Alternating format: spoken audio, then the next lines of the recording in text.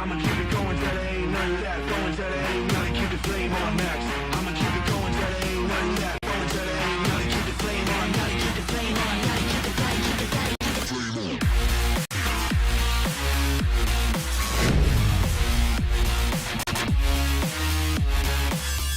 on. We are into the run home now in the WNBL. 2 rounds to go, and there's still a handful of high-calibre matchups to witness, and tonight is one of them. Hello and welcome to the opening day of Lifeline rounds in the Chemist Warehouse WNBL season.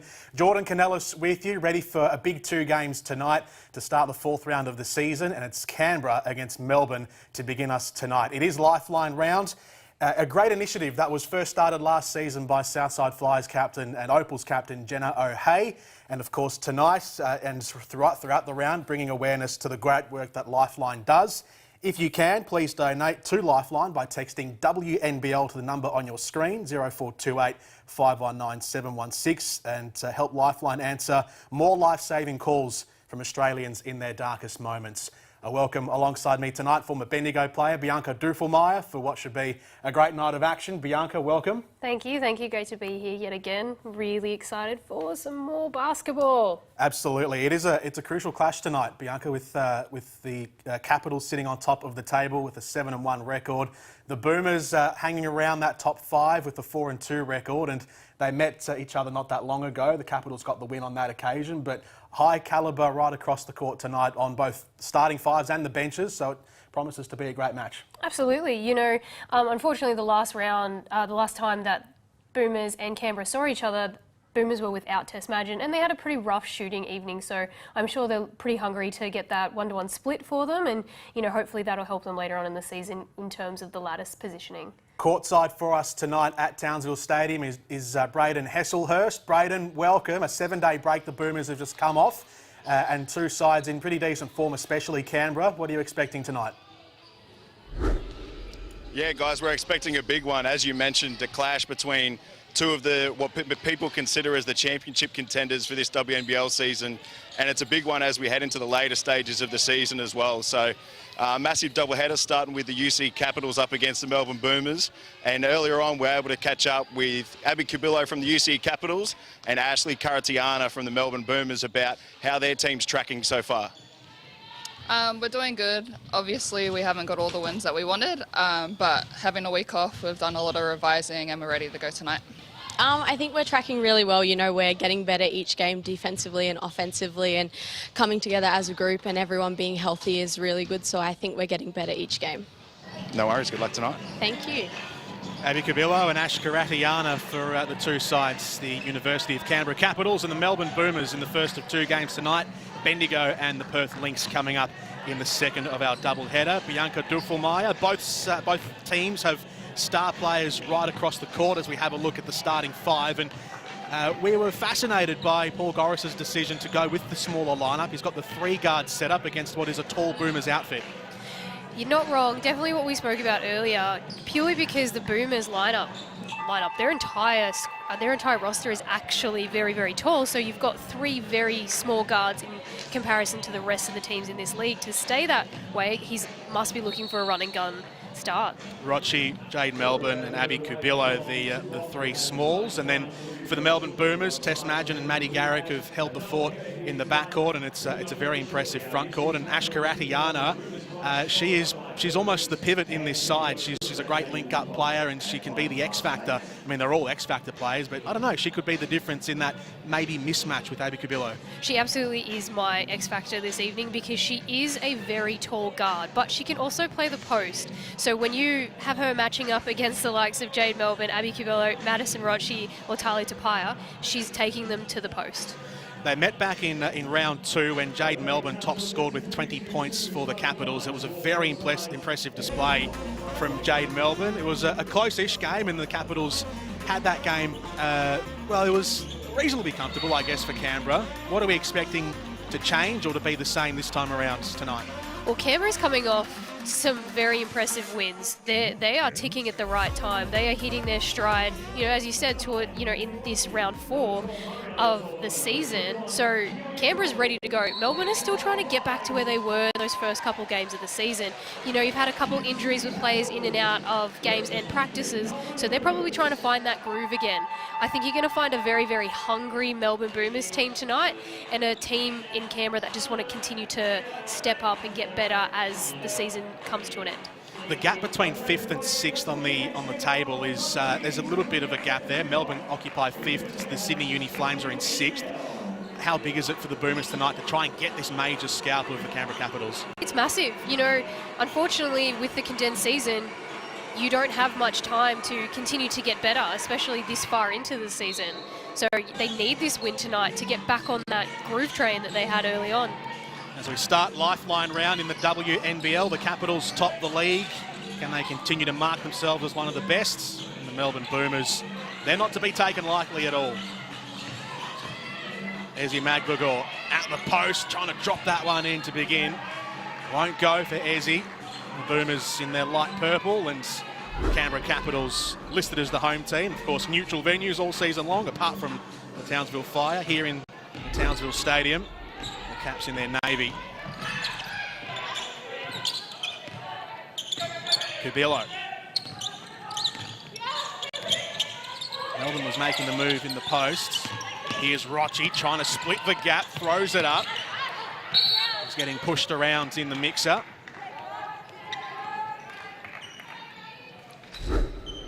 It's looking to be like a very physical game so far. Already had people hit the deck, couple of, you know, bit pushy and shovey in the post. It's good to see the rest are letting everyone play this evening.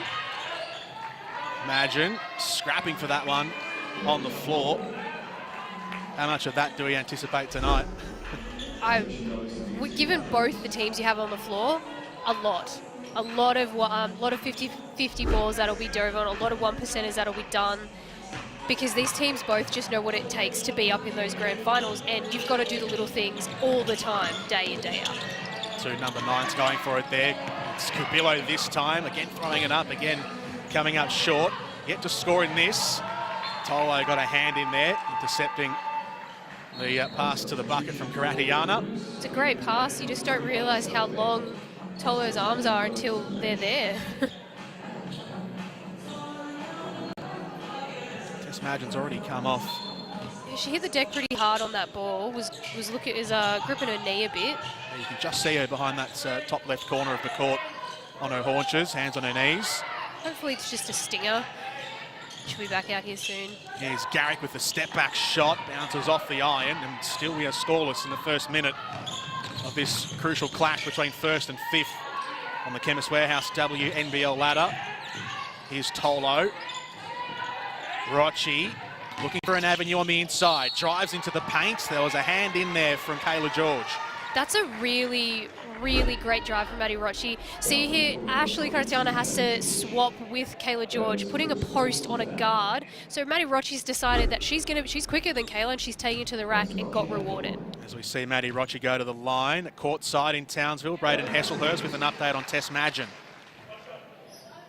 She did take off to the change rooms just then, but just came bursting back at it. I know Guy Malloy said to me before the game she was still having a little bit of an issue with the ankle she had trouble with earlier on in the competition, but it looked like a knee injury, but she's come back out on the court now to give it a go, so we'll see what happens.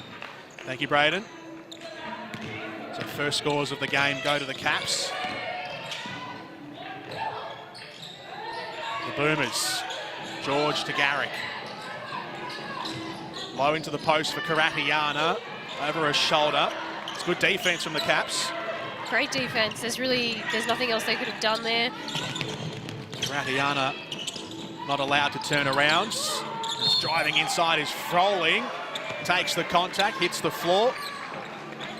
I love how aggressive Canberra always are about attacking the rim. They don't settle for outside shots. They just put their heads down and get to the rack, and that's why they're the free throw line so much. Keely Froling had 4 from 6 from the free throw line last time out when the Caps beat the Bendigo Spirit by 36 points. Missed both.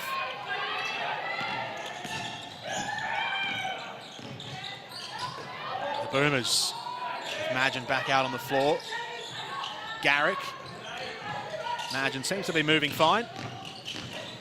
Dribbling into the paint. Good little move as she pulls up for two. Nice, aggressive, kind of asserting her dominance just there in her height and just being able to get that deep into the paint. Here's Froling to Rochi. Karatiana guarding. Rochi rolls around, drives to the bucket. The layup is beautiful from Maddie Rochi. That's it. That is just beautiful. Great offense. Great offense from Maddie Rochi. What can Garrick do down the other end as she tries the same move with the floating layup, responding down the other end of the court for the Boomers. Maddie Garrick's had a pretty quiet season considering what kind of player she usually is throughout the WNBL, so hopefully she starts to light it up here soon. Long effort from three for Rochi, falls short.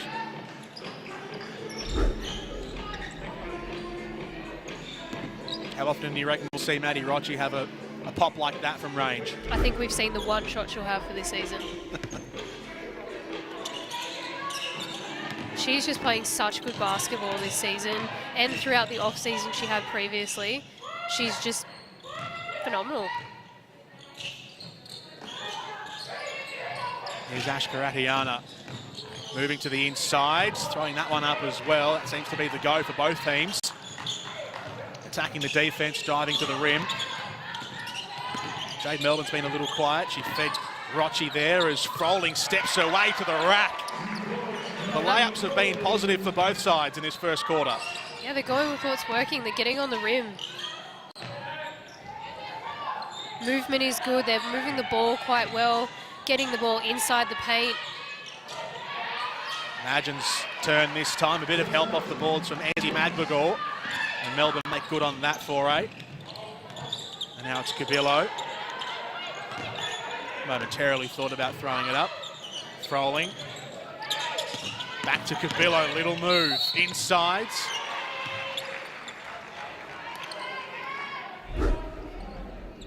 Boomers kept her at bay. Closed down that alleyway. It's great help defense from Tess Madgen. The drop from the top. Not over helping. Look, the game is great so far, just not high scoring. They're playing really good defense. Jade Melbourne off for a breather. Talia Tupaia comes on. Cubillo throws it up, bounces off the iron. Would have loved to see Cubillo go up after the initial shot fake. She had Kayla in the air, just a bit hesitant. George from outside the keyway. There's a couple of those shots that have gone in and out. Surely they should count for 1 point. Going in is Rochi again. Picks up, in fact, it was Cubillo. She turned those jets on right at the right point.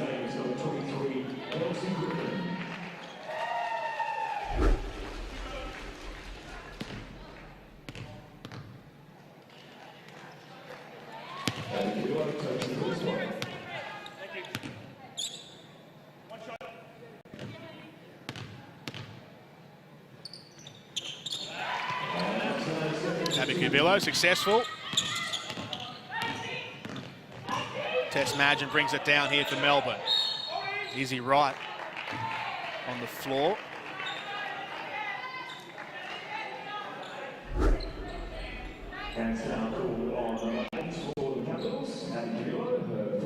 Oh, it's, you know, it's a little bit soft. A little perplexed as to what the call was. Abby Cubillo just bumped Tess Madgen a little too far off her line. Great shot from Maddie Garrick. Splashing down the three, Maddie Garrick brings the game level. 5 minutes into the first term, it's been competitive. Kelsey Griffin on the floor, Tupaia. Out into the corner is Froling. Little double back move around Magbagor, won't go. And so Melbourne bring it back through Wright. Straight into George. There's a path there for her, and she takes it. That is beautiful basketball right there. Nice, hard, inside seal. Izzy finds her. You know what? Good defense, better offense. She just made the most of that. Kelsey Griffin went with her, doing her job on defence, but it allowed George to roll back around. For the and one, won't go. Melbourne, though, have the lead.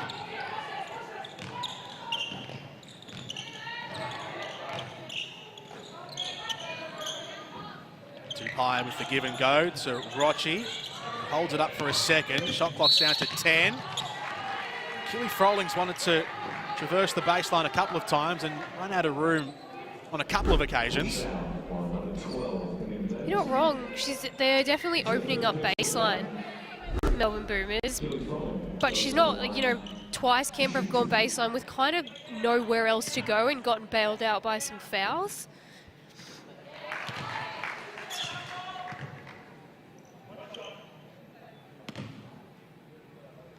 To level the game early on is good.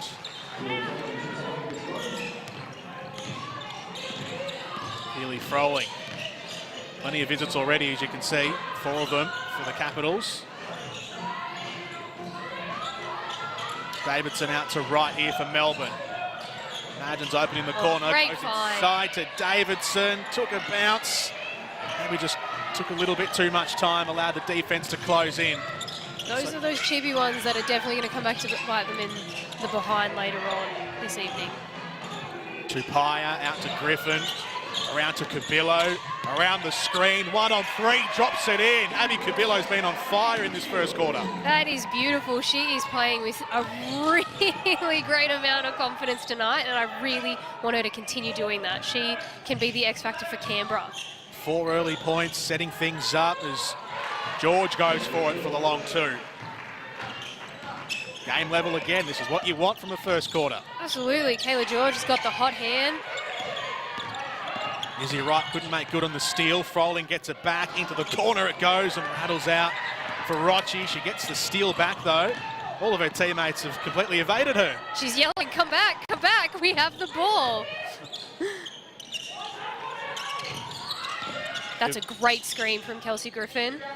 Really stopped Tess Madgen in her tracks, which made the Boomers have to over-rotate with the open wing shot.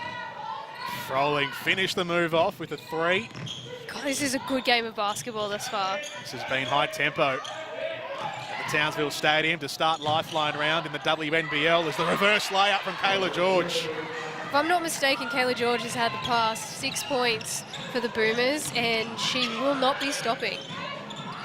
Cabillo around the screen, steps back from the free throw line off the back iron, and then combative in there on Tess Madgen. That's good effort from Abby Cabillo, and you know, unfortunately, when you know you've hit a couple of shots, you've gotten a couple of steals, that adrenaline's just running, and you kind of got a bit of a ticky-tacky foul, but you take it. Abby's playing well. This is the crazy thing about the Canberra Capitals lineup, is that they've had a sub with 7 minutes gone in the quarter, and it's Brittany Smart and Michaela Roof. Bringing on more quality, Canberra. You just don't drop off. Madgen around the corner to George, pushing away to the inside. Bit of interference affected the shot. She wanted the call there.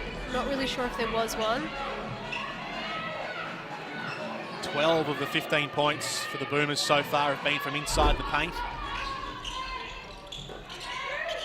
Less than half of Canberra's has been from the same region. Rochi. Inside, rolling around. Smart. Like it's Roof, I beg your pardon. Threw it up. McGraw's holding her ground. That's what she does well. She just got 2 offers and rebounds off her own shots. And then a long-range shot knocked down. That was Smart this time, Brittany Smart. Madgen got the pass inside just away to McGraw and a bit of contact. Great read.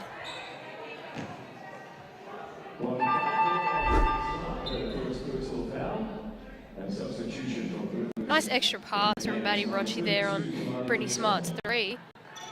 Just knowing where the better shot is coming from.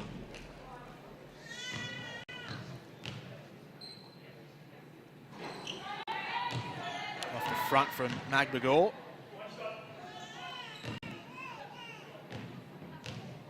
Nine from 12 from the line for the season, heading into tonight for Ezzy Magbagor. A couple of changes to be made here, with 1:30 left on the clock in the first quarter.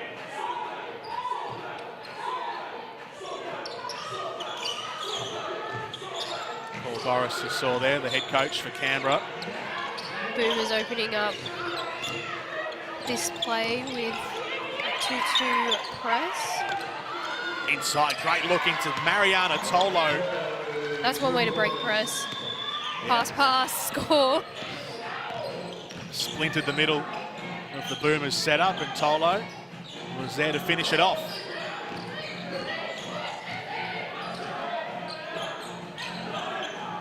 Imagine, good look inside. Purcell bounced it out to Magbagor, who puts it in. Will it count? I think it will. I think it will. Nice extra pass from Kalana Purcell. Just knowing where her partner is inside the paint. Caught it a little off balance. Saw Ezzy dive.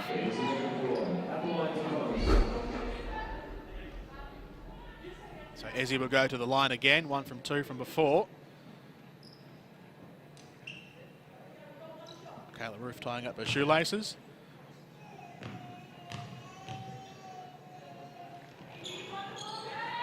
No good from Ezzy.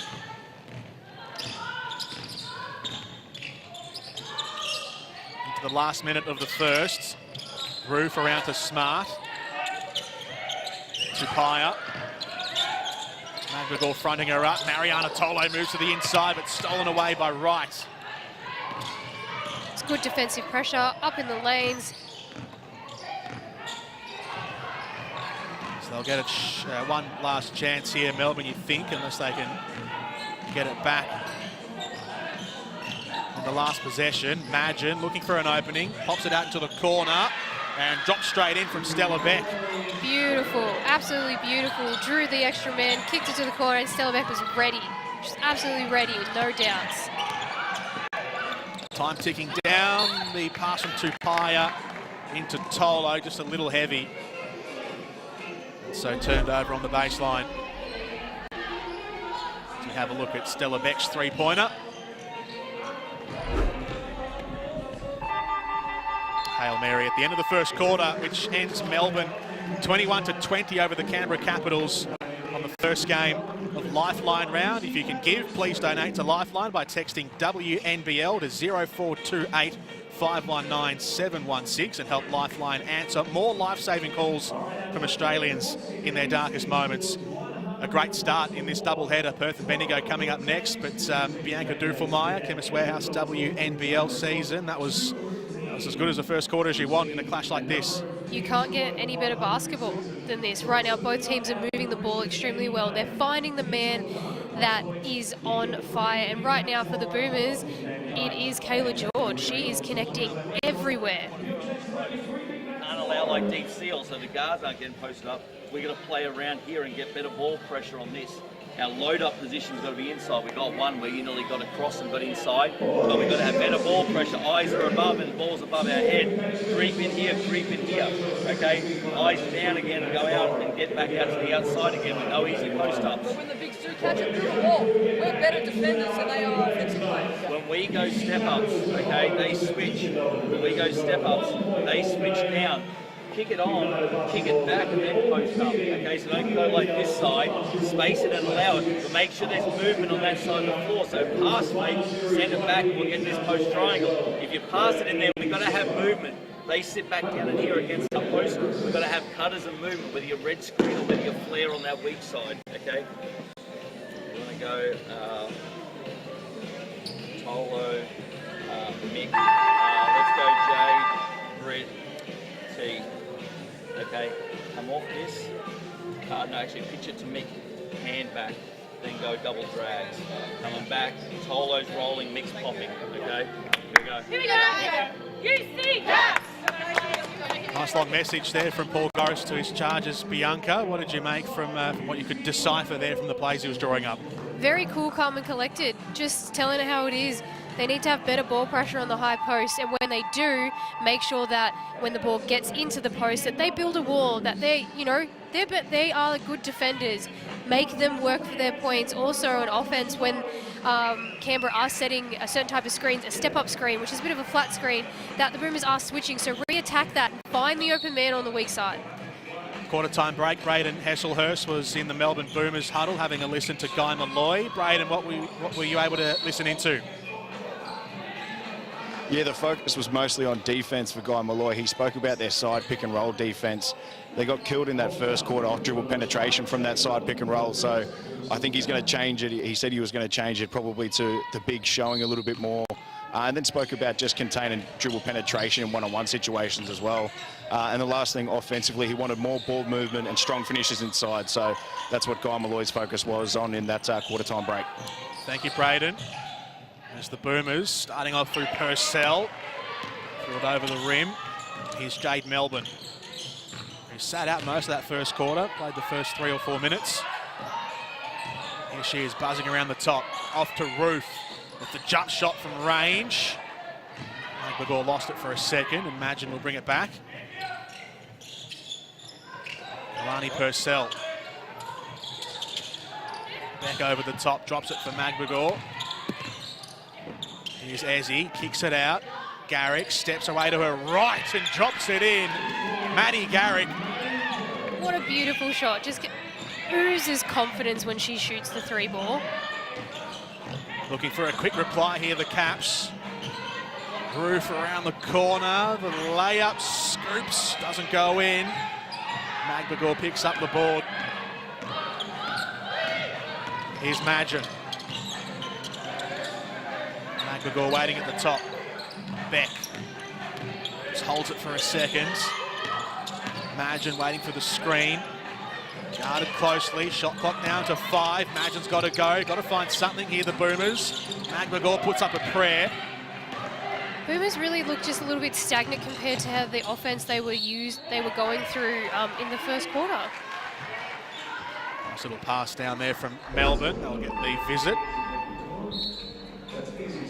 From what Braden was able to tell us, Bianca, you agree with what Guy Malloy's message was with that front court defending? I absolutely do agree. They're allowing Canberra to just almost not walk the ball up, but allowing them to come down the court with almost no pressure and make decisions early, not essentially making them react to what the defense is doing. So yeah, no, I definitely agree. And the fact that they've just gotten, like I said before, really stagnant on offense, and that was what was working so well for them in the first quarter. Still leading though, Melbourne. Madgen off to George. Moves into the corner here, Madgen, opening up some space for the shots and bounces up and in. That's a beautiful little step back, little shimmy. She deserves that 3. Jade Melbourne now to the baseline. Her foot definitely slid out on that baseline when she went to spin back. Yep. Unlucky.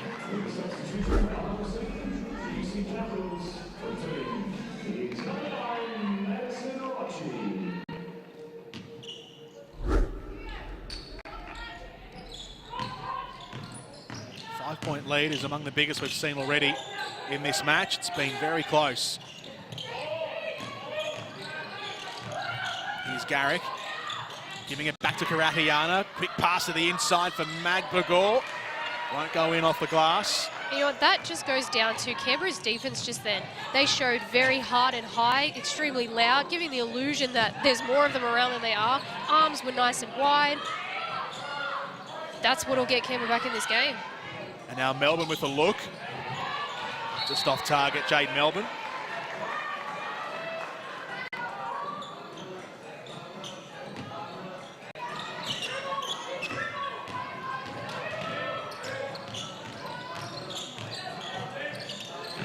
Ash Karatiana gives it back to Tess Madgen.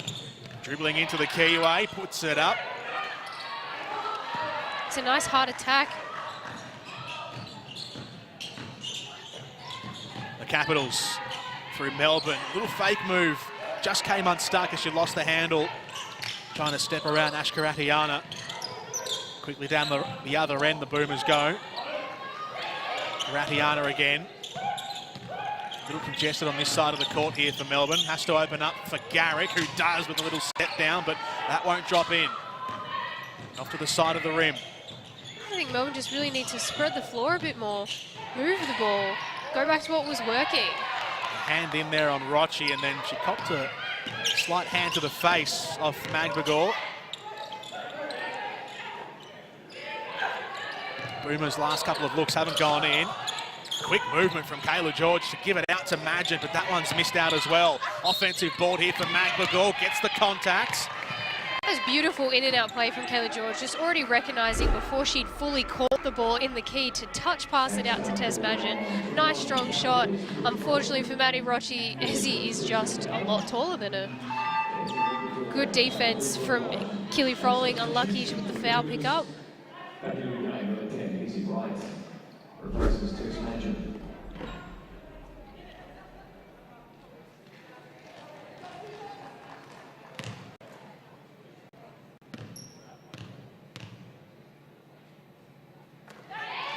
Makes good on the first attempt, Ezzy Magbagor.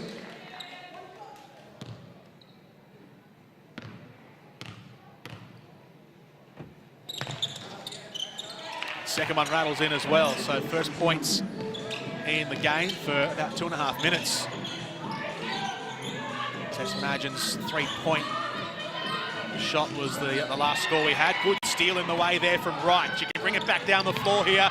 Give and go for the Boomers. The layup doesn't go in. The fast break was crucial. It certainly was. You did all that hard work defensively.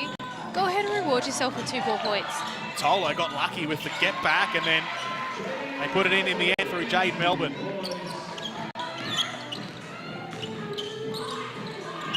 So what could have been a 9-point lead comes into 5. Absolutely right. George from range, rims out. Rochi picks it up, drives away to the inside. Good block from Kayla George. Great block from Kayla George. It's a nice drive from Maddie Rochi. You know, you can't be intimidated by players of that size. There's one on almost every team. Sometimes you're going to get blocked, sometimes you're going to get a foul, sometimes they have to respect your drive and you've got the kick out to the corner. You have to keep players honest, and sometimes you have to get blocked a few times. Tupaia from the inbound to the corner. I don't think we'll see another air ball from Maddie Rochi this evening after that. That was beautiful. Nothing but net. One and done maybe for Maddie Rochi. Nah, no, but not for Maddie Rochi. Too beautiful of a shot. George here with Froling guarding. It's good defense from Keely Froling, and Kayla George a little bit frustrated. She did get the foul at the end of the possession. That definitely puts Keely Froling on 2 fouls in the halfway point of period 2. We watch Kayla George go to the free throw line. Braden Hesselhurst, who's courtside for us this evening. Braden. Yeah, one of the focuses I said from Guy Malloy's last quarter time break was he wanted to finish strong offensively. He thought they were doing all the hard work and getting those low post touches and getting to the rim, but weren't finishing, and it's shown. They've had a couple of misses. Ezzy Magbagor's had a couple. We saw that transition layup miss. You know, they've been the better team and should really be up by double figures at the moment. They're only up by 5, so that's a huge focus for Guy. They need to convert those opportunities if they're going to beat a team like the UC Caps. Capillo darting to the inside, reverse layup. Griffin gets it back. Now Rochi stepping out of traffic, pass to the inside for Griffin with contact around her, and just enough in the end from Ash Karatiana. You know, I gave credit to Canberra for a great possession of defense, and now it's Melbourne's turn. They really just scrambled. Was it a pretty possession? Not really, but they stuck to it, and they made Canberra have to work for any type of shot.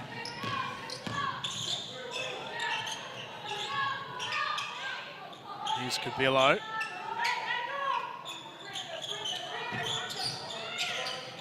Rochi out to Tupaia. One looked like it was off target, but in off the glass. Well, the bank is open as, 6:30.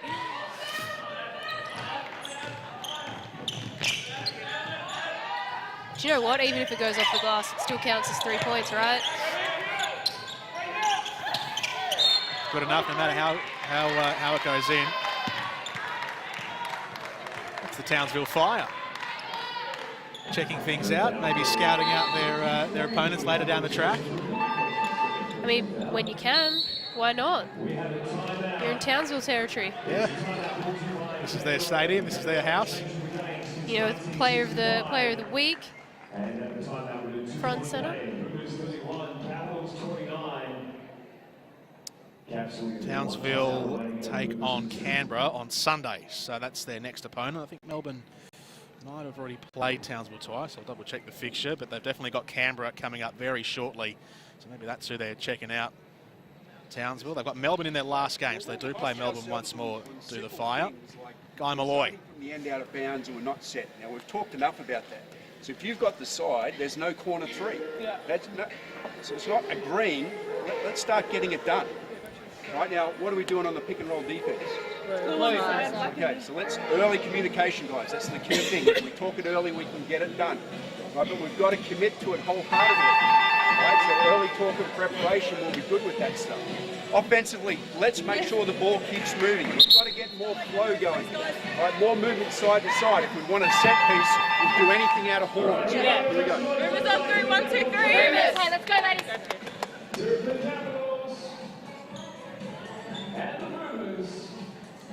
2-point lead has sort of sneaked up on us, hasn't it? Because the Boomers did get out to a 6-point lead, 7-point lead. There could have been even more. And as Braden mentioned before, as we've spoken about Bianca, they've just missed a couple of their opportunities, and the Capitals into 2 points with 3.5 to go in the first half. That's it. That's that finish strong statement that Braden was talking about. Guy Malloy just spoke about in that timeout about moving the ball. You know, they've been very stagnant. Their scoring's dried up, and everyone's watching and waiting for someone else to do something. So, you know, get involved, move that ball, pass, cut, stick to what you know what to do. You've all been in this league. The Capitals bring it back to a level game. It's great defense, great ball pressure from Abby Cabillo. That just frustrates a point guard ever so much. That just taxes you over the course of 4 quarters. Madgen hit the floor, but she's up. She's all right. Here she is. Tess Madgen from the line. Didn't go in, so bringing it back down is Cabillo, who's been a live wire in this first half. And the drive and the layup is good. From one end to the other, Abby Cabillo. That is a wonderful drive and a wonderful little shepherd from Kelsey Griffin, keeping the other Boomers players out of her way. Just parting of the Red Sea. This game is getting very physical towards the end of this quarter.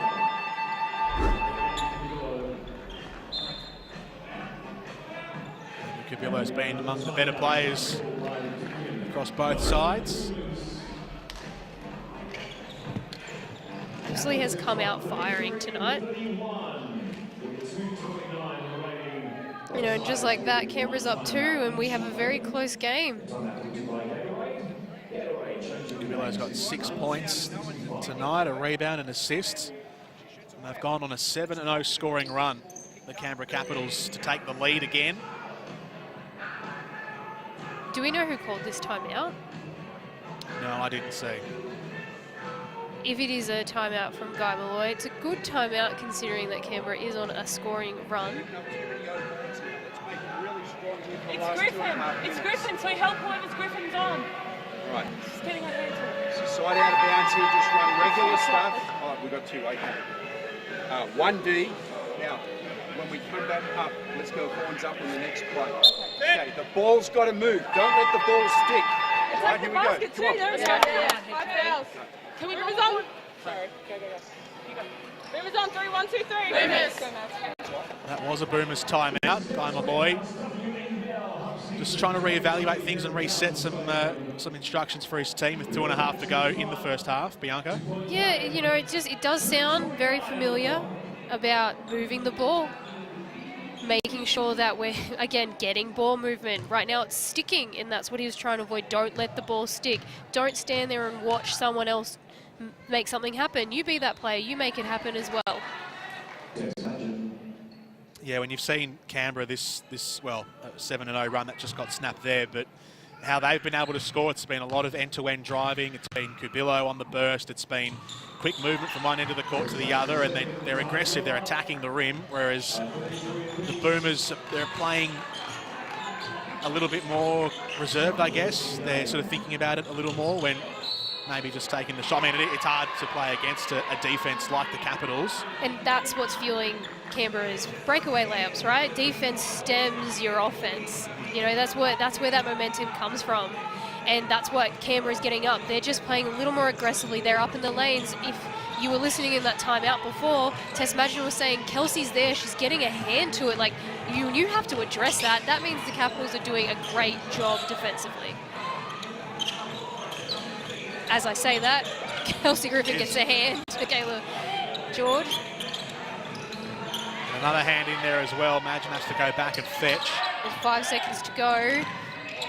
Has to get it in quickly. Magbagor puts it up as time expires and gets the points. Does, and right now that momentum is with Melbourne. You know, they got a cheeky little possession after the ball went off Brittany Smart's knee. Hitting the floor there was Stella Beck, is from the corner. Smart threw it up. Gets the rebound as well as it looped out. Tupai into Griffin, who will decide to turn and shoot off the back iron, and Magbagor picks it off. Tess Madgen now darting away to the inside. The hand in from Smart, knocks it out of her handle. I think that's going to be like our theme this evening. For the past 3 possessions that the Boomers had, we've mentioned that Kelsey Griffin, Maddie Roche and Brittany Smart have all got a hand to the ball. They are doing a really good job just being in there and being disruptive. Again, Talia Tupai are doing the exact same thing. Great high-low from Kayla George to Ezzy Magbagor. That duo, that high-low pair is beautiful. Fantastic feed.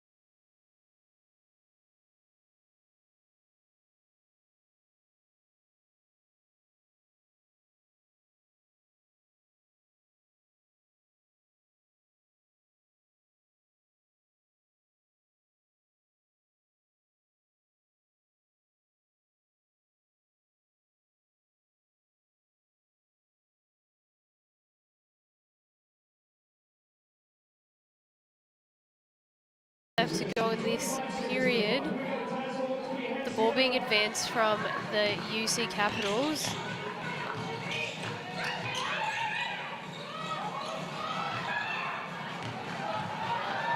Garrick will bring it back down. All the defence mid-court from Brittany Smart. How's that again for Canberra closing the Boomers down? That's what Canberra are doing. You know what, offensively, it's really, the game is not going their way at this moment, but defensively, this has been Canberra's game.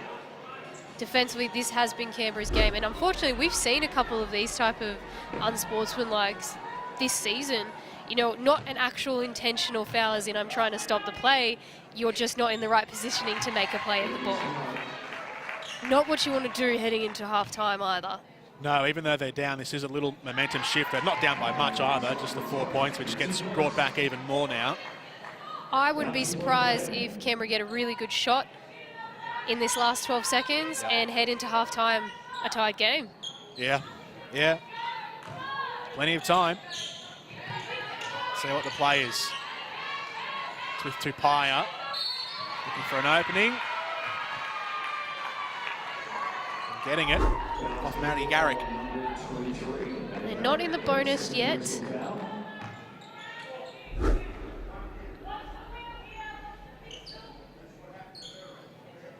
Definitely a good foul from Matty though. If you're going to give one up, having to brush back just a little bit makes them catch the ball on the bit of the back foot.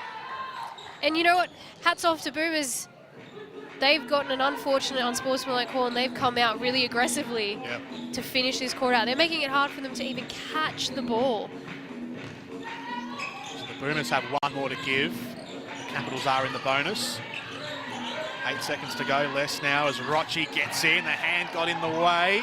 Smart throws it up at the end of the half. Gets it to go. Unbelievable. And you know what? I stand corrected. They're going into halftime up one. Yeah. And you know what? Unfortunately for Izzy Wright, that's great defense. But pretty smart. She does shoot the ball with a very high arc. And you know what? That's why it helps her. Yeah. Bit of luck there for the Canberra Capitals at the end with Brittany Smart on the turn as time expired, putting up the 3. And so at half-time, the Canberra Capitals, in what has been a really competitive, very combative first half, the Capitals have a 38-37 lead. As we head down courtside, Braden Hesselhurst. Yeah, here with Kayla George. Kayla, Guy expected you guys to be more in sync after that 7-day break. How did that benefit you guys after a shortened pre-season? Yeah, we were definitely able to get on the floor a few times and sharpen some things up, which was really great, rest some bodies. So yeah, we were really looking forward to this game. It's always a really great battle versus Canberra. So as you can see, a really great battle here tonight. So looking forward to the second half. Unlucky to go into the halftime break down by 1. I thought you guys were the better team in the first half. What do you guys need to do in this second half to get the win? Yeah, just stay really attentive on defence, and yeah, that was a lucky shot by them, I guess, in the end. So yeah, they might have gone into the change room with a bit of momentum. We just got to get that back in the third quarter. Good luck in the second half. Thank you. Cheers. Thank you, Braden. Braden Hesselhurst at half-time with Kayla George as we see some of her highlights here and how important she has been to the Melbourne Boomers, who in the first quarter, as we said, started off really well. Not that they were bad in the second quarter, but they did have their issues, I guess, and their little flaws of just not being able to move the ball as well as they were at the start of the game. Bianca Dufelmeyer with us here at Chemist Warehouse WNBL season. How important has Kayla George been to the first half of the Boomers? She was what got their momentum going to begin with. There was a stretch there where Kayla had 6 points in a row. One was a jump shot from the top of the free throw line, and 2 were layups. And just give me the ball. I'm going to take this to the rack, and I'm going to get these 2 points on the board. So Kayla George really is the X factor for the Boomers this evening. Absolutely. She's been fantastic, and along with the other bigs as well. Ezzy Magbagor's been fantastic for the Melbourne Boomers, helping get some of the free throw visits, I guess, and points in the post and in the paint.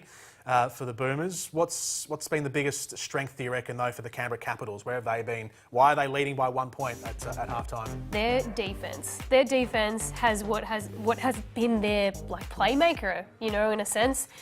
Everything they're doing defensively is disrupting the Boomers out of their offense. You know, quick steals that have led to breakaway layups, transition layups, maybe even just 1-2 pass layups. But, you know, a lot of their points have come from transition offense.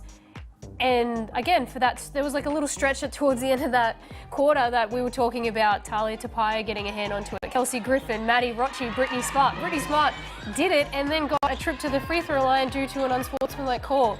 You know what? If I was Canberra, I'm very happy with our effort. We just need to keep grinding this game out because you know what? Both of them are great teams. Yeah, it's been all aspects of defence as well. That's been fun to watch for the Capitals, not only their structures and being able to close down the space and really occupy the court against the Boomers, but also those little 1%ers like we were talking about, the hands in, hands up, even underneath the bucket at the post. Keely Froling did that quite often on Kayla George. And just those little things, those little 1%ers that you don't really think about often, but they make such a difference. They really do. I mean, even there's that other play where Maddie Rochi was just slightly in Tess Madgen's grill and forced her to dribble it over the halfway line. Abby Cuvello just bumping Tess Madgen whenever she's driving, when she's cutting. I mean, Tess Madgen's hit the floor 2 or 3 times this evening, and that's going to wear on you come the last 5 minutes of the fourth quarter. During the week, Ezzy Magbagor spoke about the week off that Melbourne have just had. They've been on a 7-day break, and some teams will have that. Some teams have already had that this season, just the way that the fixture is. They spoke, or she spoke about, Ezzy, that they've worked on full team practice and they've been able to work on a few things. Do you reckon the 7-day break has had an impact? Is it visible? Do you see that tonight for the Boomers? I do. You know, they definitely look a little fresher. Like they've got a little more pep in their step. Apart from that little patch where they weren't moving the ball very well, it was kind of stagnant. Guy Moy touched on in his timeout. It's about making sure that, you know, it's not sticking. There's less of those, and they don't seem like this, roller coaster team that they've been for a couple of games this season so far. Quick one on Abby Cubillo. She's part of this small guard setup, this 3 small setup that the Capitals roll with, and Rochi's been there. Jade Melbourne's had a quieter night by her standards, but Abby Cubillo, I guess, has picked up the slack. She's playing more minutes than what Jade Melbourne has, and she's providing just as much spark that the Canberra Capitals are absolutely loving at the moment. Who wouldn't love it? You know, you've got a guard that's wearing herself out defensively, but to turn around and just completely attack the rim, and she's arguably the shortest one on the court, but she's getting 2 feet in the paint. You know, quite a few times that she touches the ball, she's feeding really well, she's driving and dishing. I mean, if I'm on the Canberra Capitals squad, I'm continuing to give Abby the ball and let her run the show a little bit. Absolutely, yeah, fun to watch. So a 1-point lead at half-time for the Canberra Capitals, 38-37 in a game that, especially in that second quarter, had a lot of momentum shifts. We saw big scoring runs, a 7-0 scoring run for the Capitals, 6-0 at the end for the Melbourne Boomers. So hopefully we definitely get more of that in the second half. Mariana Tolo is one of the star players for the Canberra Capitals. She's from Mackay, one of the cities that is hosting the hub in this WNBL season, along with Townsville and Cairns. And if you missed it on the weekends, Mariana Tolo told her story of her return home. Let's have a look. It was really lovely to be able to go home and play some games in front of my hometown and where I first fell in love with basketball. So it was a nice little circle to come back and be able to play there in front of my parents instead of them having to make the trip up to Townsville like they normally do every year. It was really cool to walk back in the stadium. The floor stayed the same, but a couple of the walls and the grandstands and that sort of thing have changed, but it still has the same feel for it, and the same people are still there. That was really nice to be able to catch up with some people that I played with. When we first got to Mackay, Mum invited everyone out to dinner to her place, and so we went around and she cooked up a feast like she always does. She does such a good job of that, and I think everyone was pretty happy and had full bellies. The 13th World Basketball Championships continue. And there's Brondello. To have someone so close to you and come from the same city, it makes it that much more achievable. I knew Sandy had come through Mackay and she'd been there and done that and done all the exciting things, been to 4 Olympics. Like, that's really special and not many people get to do that. You know, she came back at one point and did a little coaching session with my brother, and it made me jealous, and so I think that was really good to be able to have that person be that, I guess, role model and make you want it that little bit more as well. I think it's really important to have that visibility and to have those role models to kind of strive for and to want to be like. Everyone likes different people for different reasons, and it's about finding what suits you and who you want to follow and what you want to be about. It's special to be able to give back to kids and hopefully encourage some of them to do the same, because it doesn't really matter who you are or where you come from. You can do it, you can get there, and it just takes a bit of hard work and a bit of passion. Mariana Tolo, one of the star players for the Canberra Capitals and one of the co-captains along with Kelsey Griffin this season from Mackay, and there's been quite a few players, Bianca, who have returned home. There's been a couple of Townsville natives and Mackay natives and Cairns natives who have been able to go back home. Kayla George is one of them. She's up there, and I think her dad lives in Cairns, so she's been able to go home and visit. So it's in a way, it's been a bit of a homecoming for a handful of WNBL players this season. You know what? There's a silver lining for quite a few players. There's nothing better than being able to go home, see your family, and in you know, the situation that the world is in right now, given that the season is so condensed and, you know, up in a hub and arguably the furthest away besides Perth, it's nice for those players to be able to have a bit of familiarity, a bit of a family support, and for those teams that, those players that are part of those teams, inviting the entire team home to experience your home life. I mean, it's lovely. She's won 4 titles with Canberra as well, back in 09 and 10, and then the last 2 years with Canberra. How important and how big of a figure, not just for Canberra, but for the WNBL, has Mariana Tolo been? Arguably one of the biggest. She'll go down in history as being, you know, one of those players, one of those household names. You know, everyone knows who Mariana Tolo is, and she's such a lovely person as well. So she sets such a great example for the up-and-coming players that are coming through our ranks, boys or girls. You know, she's talking about her younger brother having a workout with the head coach of the Opals team, and she's jealous. She's jealous, you know, that's awesome that you still crave to get better, even though she's got so many accomplishments to her name. You can't really ask for a better role model. At halftime in Townsville, 1 point the lead for Canberra. Braden Hesselhurst is courtside with us in Townsville. Braden, what are you expecting to see in this second half as both sides come back out onto the floor? Yeah, I think if I'm Paul Goris, I'm really happy to go in up by 1. I thought, as I said at halftime, Melbourne Boomers had the run of it in that first half. All 4 of their major sort of scoring guns have all been scoring in Garrick, George, Ezzy Magbagor and Tess Madgen, and they go in down by 1. I thought they had a lot of easy opportunities to convert at the rim and didn't make the most of them. And against a team like the UC Capitals, you've got to take advantage of those.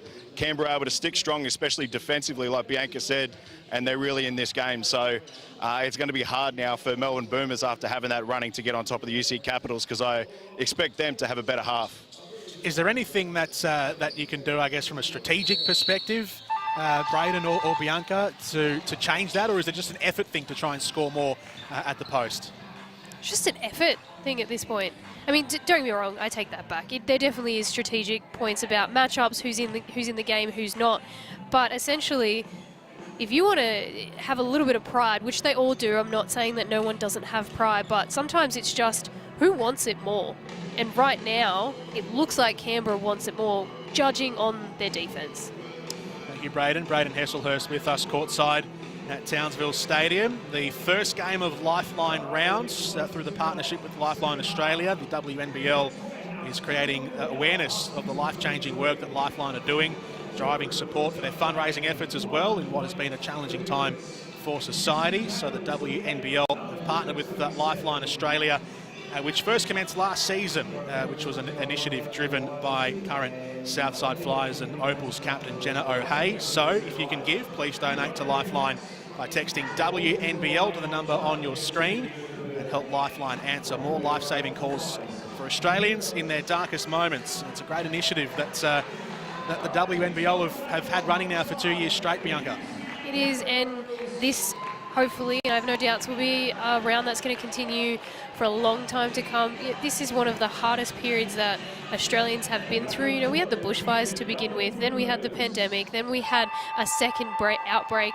You know, they keep getting beat down, and it's really good to see that a community that is able to spread awareness is using their platform to do so. Absolutely. And it, I guess, helps when Australia is a country that is, you know, part of our culture is built on mateship. So this feeds in wonderfully well. It does, and the not just the community as a greater whole, but the players have grasped this and really supported Jenna in the cause that she wanted to bring light to, because she was personally affected by this, as I'm sure some other players are in the league that haven't spoken about it.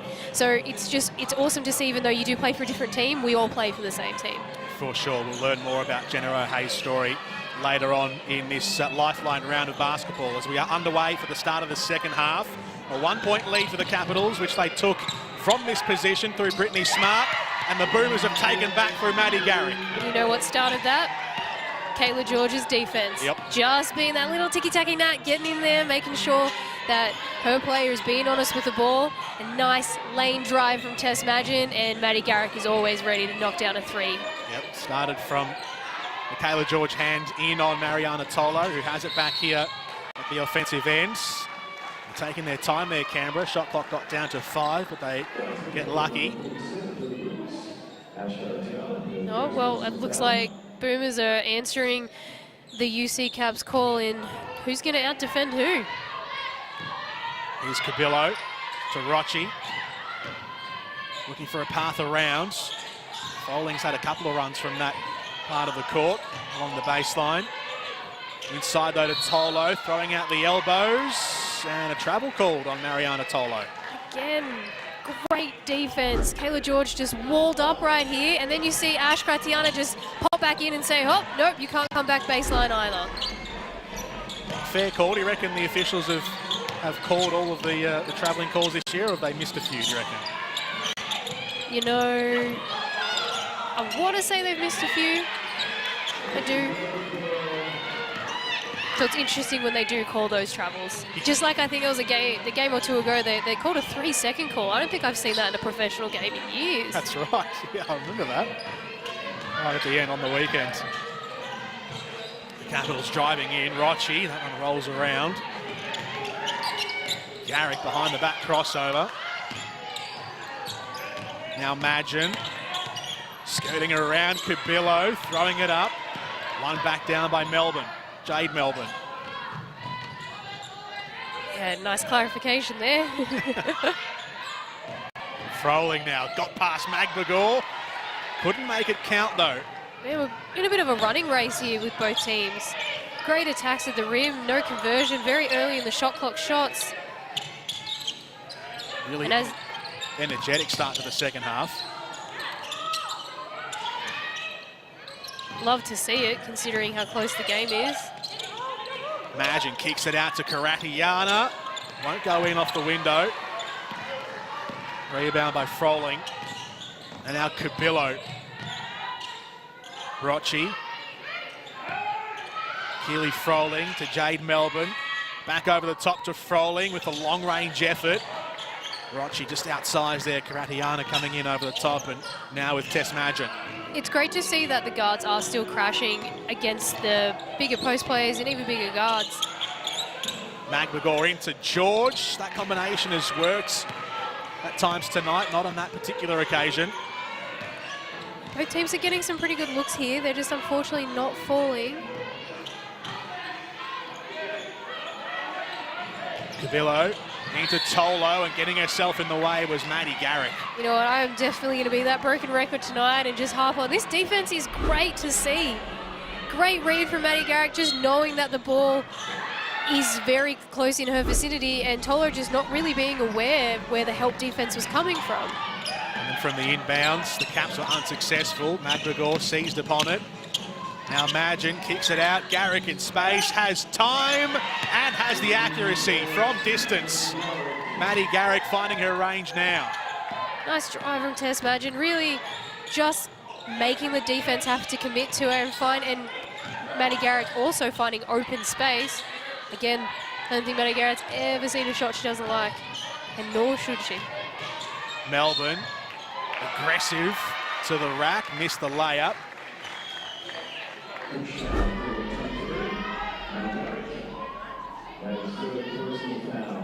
Garrick just trying to shepherd her out of play.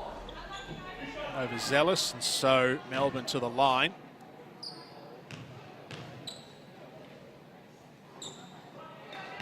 Been quiet tonight, Jade Melbourne.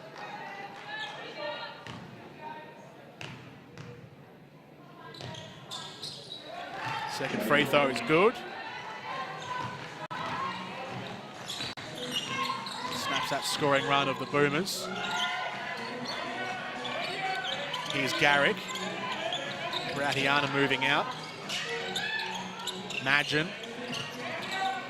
Shot clock down to 8. Magbagor fighting her way to the inside, and the layup was soft, but it worked. Nice little cheeky finger roll.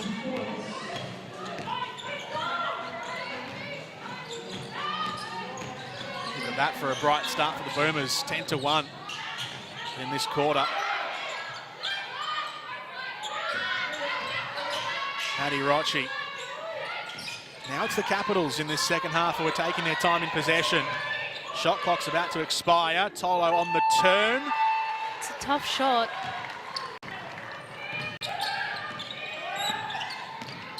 So the Boomers got the stop. Imagine darting to the inside, little two-step in, and the layup won't go. Jade Melbourne now.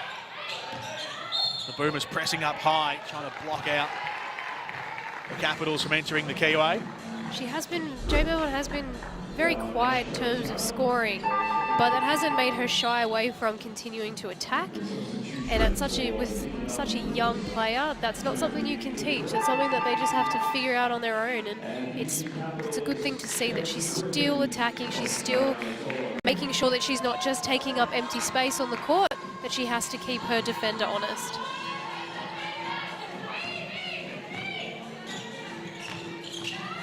Rocci driving to the inside. That one's blocked away. Braden Hesselhurst is courtside in Townsville. Braden. Yeah, I think two huge things for the Melbourne Boomers today. Two guys that had a slow start to the season in Ezzy Magbagor and Maddie Garrick have really found their form. Maddie Garrick, after that impressive performance in that 40-point win over Adelaide, has really continued that on today, and Magbagor has really hit her form against a good big lineup from the Canberra Capitals. And the other thing, I think, one area of concern for the Melbourne Boomers previously was the point guard position. They had Stella Beck playing out of position for most of the start of this season, but with Tess Madgen really taken over, she's really ran the show for the Melbourne Boomers, making sure the right people get the right shots and also being aggressive herself. So I think two huge things to come out of this game for the Melbourne Boomers, whether they win or lose. Yeah, it feels like they've found their rhythm now. They've got Tess Madgen running the show. They've got Garrick working just off her, and then they can bring in Stella Beck when they need. They've got Karatiana in the three. It feels like this mix is the right one for Guy Malloy. Couldn't agree more. It seems like their rotations are starting to come together. You've got Izzy Wright that's also being interjected into that lineup every now and then. Nice fiery hot, first step coming off the bench. Yeah, Braden said it all. They're finding their groove. Because when Tess Madgen first two games, phenomenal, and then went down with that ankle injury and just kind of stopped the progression that the Melbourne Boomers were finding. So it definitely seems like they've kind of re-gelled at this point. Boomers do not look happy with this call.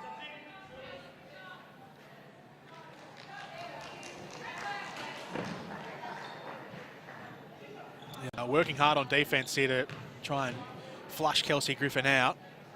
Izzy Wright, as you were talking about her, got a little hand in, and then Kayla George thought she had as well, but officials thought there was enough contact there to warrant the visit to the free throw line. So margin back to 5. Third quarter, which has flown through already. 6 minutes played on the clock. Kalani Purcell around to Garrick. To the top again for Madgen. Madgen trying to shoulder her way to the inside through the key. Powerful stuff from Tess Madgen. She has really taken her game to the next level this season with Boomers. She's really comfortable in what she does, confident, drives are strong, shooting is phenomenal. Long range effort. Talia Tupaia.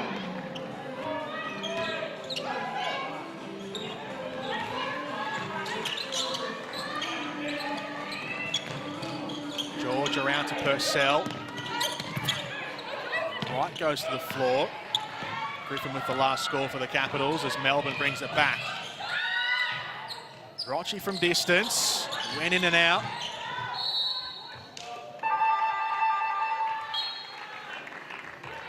Bendigo Spirit there off from the behind the baseline, watching on. They'll be up next against Perth. I think both teams are sitting on the baseline, getting ready for their next game.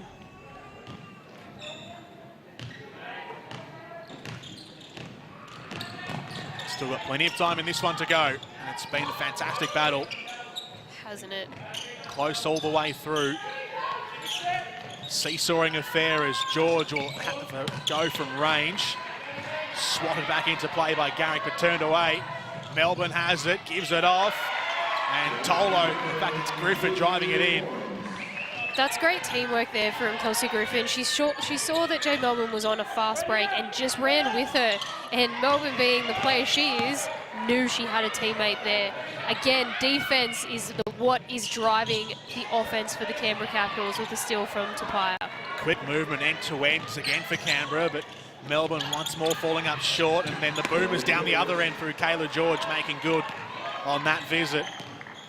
And that is exactly what Braden was talking about. In test matches, really getting players the right shots. She's got a steal, head up. First thing she sees is a nice seal from Kayla George and gets her the ball. Griffin again from 3. She's now having an impact, up to 7 points. Back-to-back 3. Oh, no, not back-to-back 3s, I apologise. But she's had 2 threes this quarter. In goes Madgen, pulls up underneath the ring. It's a fiery third quarter, a minute 30 to go. Very intense, very physical. Both teams are applying the pressure, applying the heat, trying to make things difficult. Tempo has ratcheted up a notch.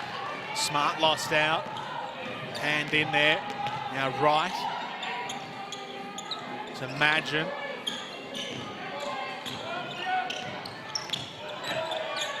Being kept back by Jade Melbourne. So George, the catch and shoot. Falls short. Purcell with the putback. Gets it, puts it in. Boomers are really keeping their lead ever so slightly, even though the Capitals are chipping away at it ever so slowly.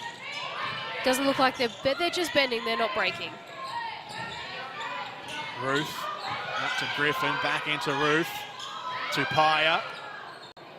Another shot from 3, which has been drained in by Kelsey Griffin, up to 13 points. Kelsey Griffin's definitely gotten hot. Melbourne need to be aware of where she is at all times, because that wasn't on the three-point line. That was a solid step behind the three-point line. Yeah. Kelsey Griffin almost single-handedly carving back into that Boomers leads. Purcell can stretch it back out though, and she does. Not known for shooting the 3-ball, but you do have to respect it. You do have to respect Kalani Purcell at all areas of floor. She is such an intelligent player in terms of passing, rebounding, and defending. Kayla Ruth goes to the floor after some contact with Purcell.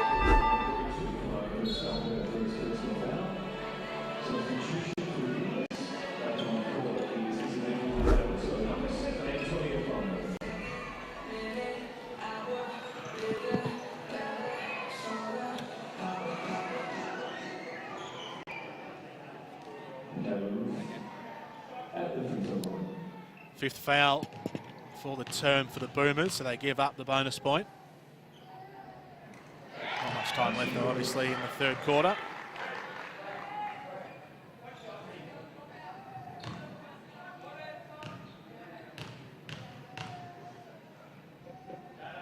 Kayla Ruth from the line. So one final thrust here for the Boomers as Wright chucks it up. 4-point lead though for Melbourne at three-quarter time, 58 to 54. What did you take away from that third term there, Bianca? Is Melbourne, after trailing by 1, they won that third quarter by 5 points in the end. And again, I reckon we saw a better term. I reckon, well, obviously on the scoreboard, the Boomers won that quarter, but I think in general play as well, you can say they were a lot more sprightly than perhaps they were in the second term. There definitely was a bit of a pep talk of sorts in the locker room at halftime from Guy Malloy. They definitely came out guns blazing, up in, again, finishing the quarter like they did, up in the grill, really trying to limit what the Capitals are doing. It was intense from both ends of the floor. They couldn't, neither team really could put the ball in the hole for a little bit there. They were just running sprints up and down against each other. But you're right, I do believe that the Melbourne Boomers definitely put on a better show of offense that quarter, except for that little patch where Kelsey Griffin was like, you know what, Canberra, we need to do better than this. Give me the ball. And she knocked down 3 threes, a hard layup, all by herself. Look at this. Nice find from Keely Froling. Kelsey Griffin, no hesitation. Nice sprint down, following her teammate. Jade Melbourne knew she had someone there with her and gave it to her. It's good basketball. Kelsey Griffin, pretty much from that third quarter alone, now leads the scoring for the Canberra Capitals. The 2 3-pointers she had, she's 5 from 8 from the floor. Has 1 from the free throw line as well. And she is, well, she's a large part of the reason why the Capitals, I'm not trying to diminish the Capitals at all by saying this. They've been a pretty good team, obviously through the course of the season and tonight as well, but it definitely was because of Kelsey Griffin and those big shots she was able to convert that has kept them within 3 points at three-quarter time. Yeah, you're not wrong, and you know what? This is the game changer right now for Canberra. It is Kelsey Griffin. Last game, it was Talia Tapia. The game before that, it was Jade Melbourne. That's the amazing thing about Canberra and their roster. And Maddie Rocci touched on this in one of our post-game interviews, I believe. She said it doesn't matter who's scoring that night as long as we get the win. And you can see that their roster, it's really who's ready to step up this game. Oh, Kelsey Griffin, it's you. We're going to support you this game. We're going to get you the ball because you're the one that's getting it done. And that's just the way that they roll. Braden Hesselhurst was courtside listening to Guy Malloy at three-quarter time. Braden, what did you tune into? Yeah, Guy Malloy just wanted to focus on the little things and finishing off possessions for Melbourne. Thought they were good defensively, but just wanted to get out to Kelsey Griffin and then block out and not give UC Capitals any offensive rebounds as well.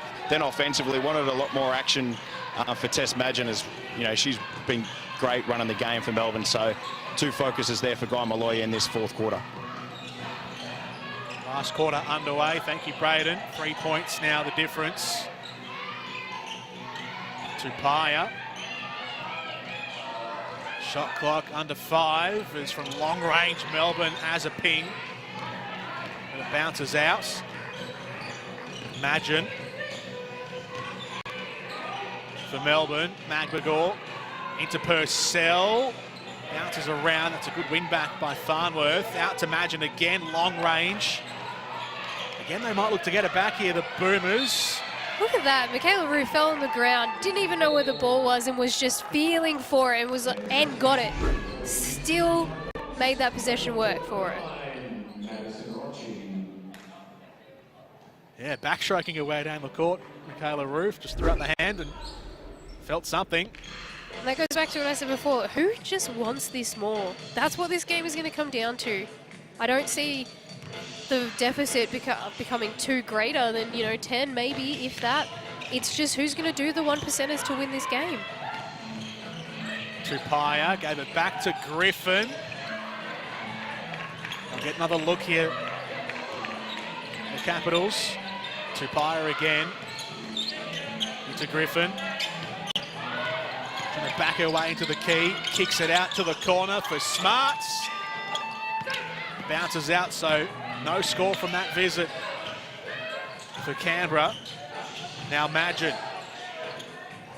Izzy Wright for the Boomers. Purcell. Farnworth pulling up from the line. Gets it to go. Tony Farnworth.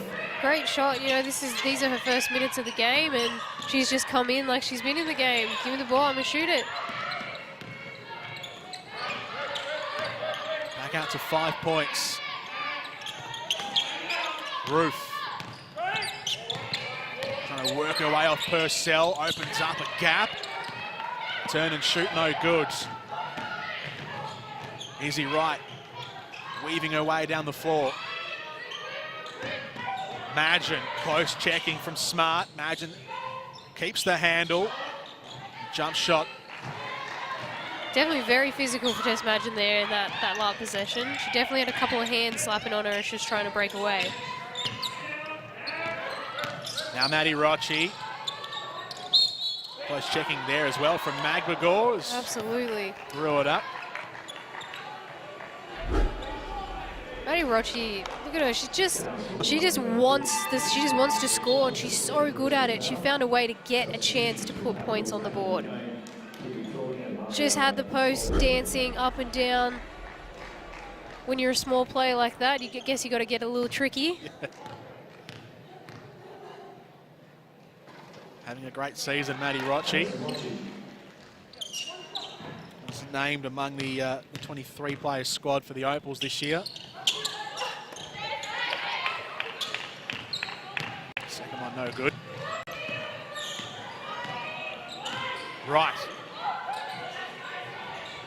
Farnworth around to Madgen. Been buzzing around the floor all night, Tess Madgen, dictating the direction of the game. Now Purcell, who's been valuable off the bench all season long for the Boomers. Wins it back as well, which is key. Definitely gets them another possession, which is what all of those things are going to come into account in the review for both these teams. How many offensive boards, how many turnovers, how many points in the paint. Those are the things they're going to talk about. Those are the things that are going to be, you know, what could we have done differently to win or to win this game. I'm unsure what happened just now.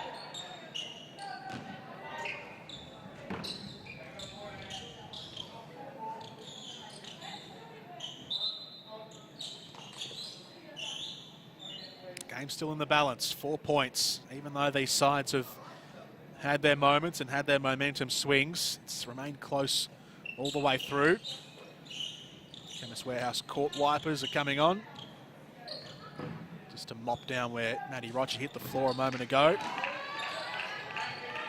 Man, the floor wipers definitely have their work cut out from them up in Queensland. Yeah, the humidity. Garrick to George, away to Farnworth. Shot clock down to 2, has to go Farnworth. Comes up short. But gets the foul. Yeah, they were working with limited time there, the Boomers, so the Capitals able to squeeze them out, but as you said... I think it's a little bit of a brush on the arm from Brittany Smart.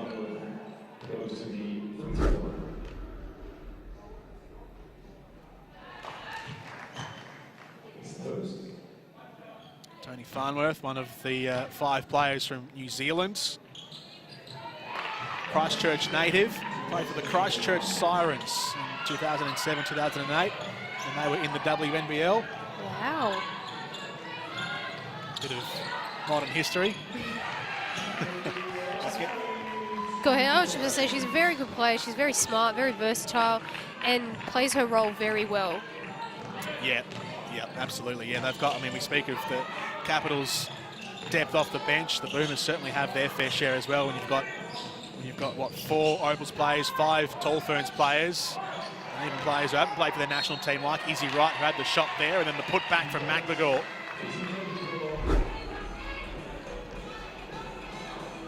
So Melbourne,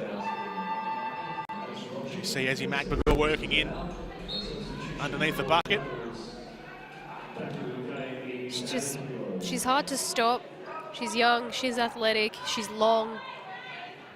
Fortunately, you can box her out, and if that ball's just above her, she's going to get it before you. It's just unfortunate. As a smaller player, you definitely, as much as you think you're boxing out and you think they're reaching over you, they're really not. They're just a bit taller than you. And one was good for Ezzy. 8-point differential. Still more than half of this last quarter to go. Cabillo back on the floor. Trying to work around Ezzy. Now Froling.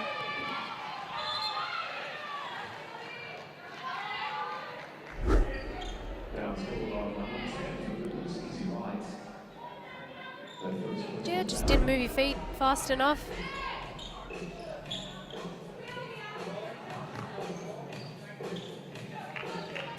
First personal for Izzy Wright. 3 tonight for Abby Cubillo, who has the most for Canberra. 3 for McGregor and Garrick for the Melbourne Boomers. Here's Rocci. Trying to step in and out with George ahead of her. Froling back out to Rocci. Sidesteps George. And then has it stripped off her as time expired. Maddie Rocci. So the Boomers win it back again.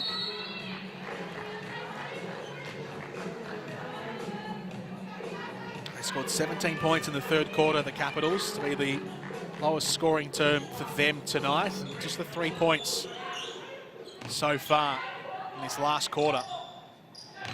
Very low scoring term. Ooh, that's unlucky. Does it feel like the pace of the game has just been sapped out of this last quarter? Yeah, you know, both teams have been playing so hard for 30 minutes. It's not unjustified that it was going to slow down the pace, but the intensity hasn't stopped. It may just be a little bit of a slower pace, but the aggression is still the same. Rochi, quick movement into Froling. Tolo just fell short of her. Farnworth seizes it. Maddie Garrick. Out to Magbagor for 3 points. Ezzy just overhit at that time, and so they'll come back down quickly here. The Capitals into Froling, and there's a foul. A foul?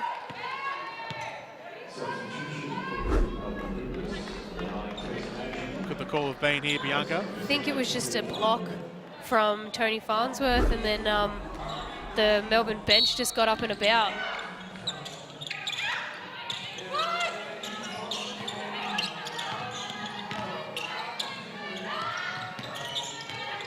Eight on the shot clock. Here's Froling. Back out to Cabillo. Has a look at 3. It's a good shot. It's a shot clock shot. Unfortunately, just didn't connect.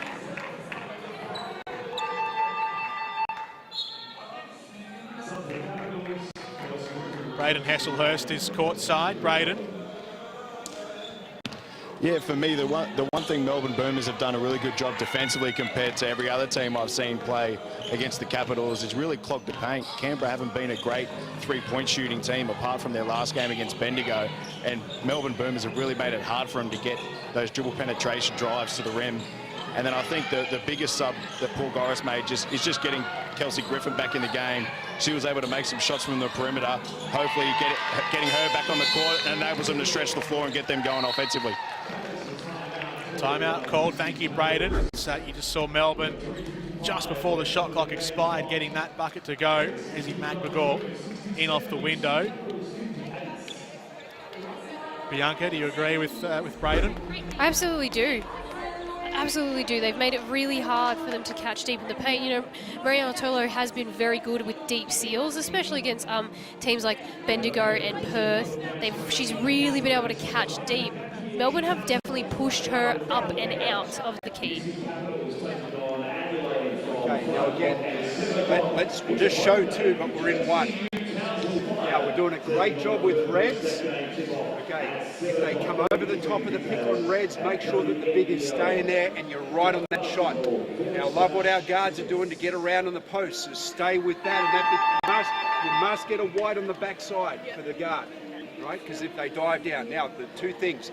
Be strong with the ball with Griffin in the lanes. Make sure of the lead so she doesn't get a tap down. Watch out for her. Second thing here, to pay her on 3s, all right? So just make sure we get a hand on her. That's really key for us. One great possession here. Pick up our defense.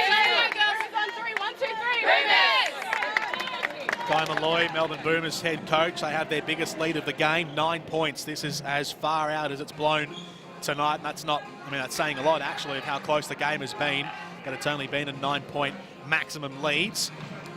When you look at that, a 9-point lead, and what his message was there, Bianca, how does it all work with 3 or 4 minutes to go in this last quarter? It's just going to be down to who wants it. It's just going to be down to who wants the ball, like, and maintaining this lead, continuing to do what they were doing well defensively, get the ball in the paint, use that high-low, find the open man, and, you know, he definitely still wants Tess Madgen to get her shots. So, you know,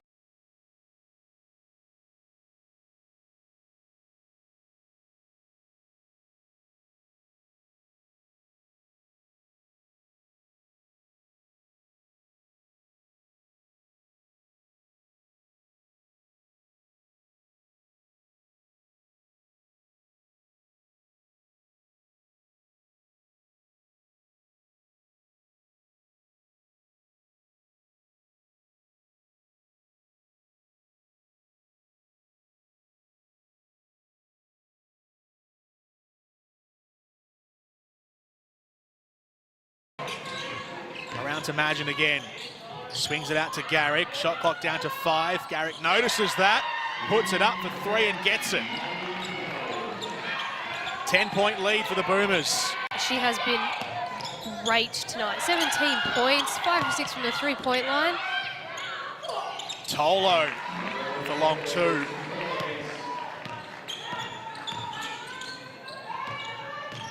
Capitals still well and truly in with the shout. Oh, Sloppy pass. just a little bit. Not what you want in the last 3 minutes of a 8-point lead. Though with the way Melbourne have been playing defensively, I'm sure that will fuel their fire to get it back on this possession. And the Capitals will look to consolidate that.